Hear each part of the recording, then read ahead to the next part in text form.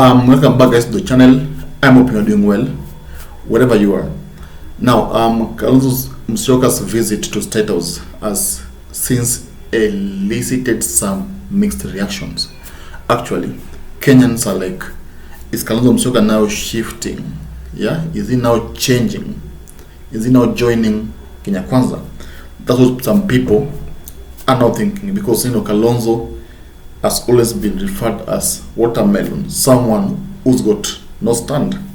But I don't think the visit to State House, I don't think it's a crime to visit State House, because truth be told, Ruto is the president. So he knows that Kenya is a president, and should, if at all he was invited, then it's never a crime to visit State House.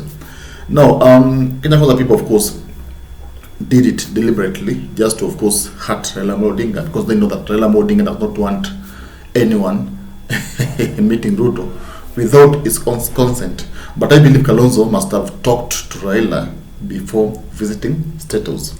Right now, we've seen Jalango, Ojienda, being expelled from ODM because they went to State House without the party's knowledge. And actually, even after having gone to State House, they kept on, insulting Raila Odinga. So they had to be expelled. And I think the party did a good thing, because why should you insult a party that, of course, propelled you to your position? Yeah. Why should you insult your party leader? Yeah. That, of course, saw you be elected. But Kalonzo's case is a different one, because Kalonzo is a top leader in Azimio. And him visiting Ruto instead to State House actually is a matter that must have been discussed by Raila and Kalonzo. Now, in the visit, we saw how Murkomen and, of course, Justin Muturi, the AG, posed for a photo.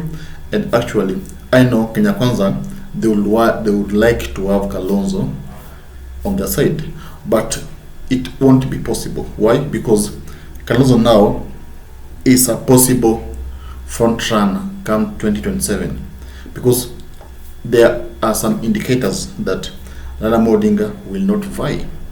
There are high chances that Raila Odinga will pass the mantle to someone else. Of course, it's Kalonzo Musyoka. Yeah, Kalonzo is the only leader in Azimio who is most likely to be allowed by Raila Odinga to run.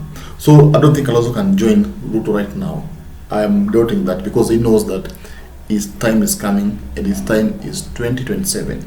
But the meeting, the visit to State House, is just like any other visit. Yeah, even Raila Odinga himself, you won't be surprised to see Raila Odinga going to State House and, of course, greeting William Samoei Ruto. So that's all, guys. Kalonzo was invited, for dinner, and actually he availed himself. And of course, I believe now he knows that Kenya has a president, which is a fact for now. But when it comes to 27 or to politics, Kalonzo belongs to Azimio. That's all.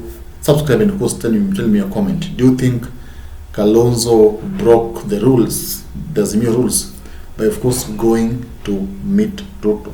Tell me that, of course. I'll be glad to see your opinion. Thank you. Subscribe.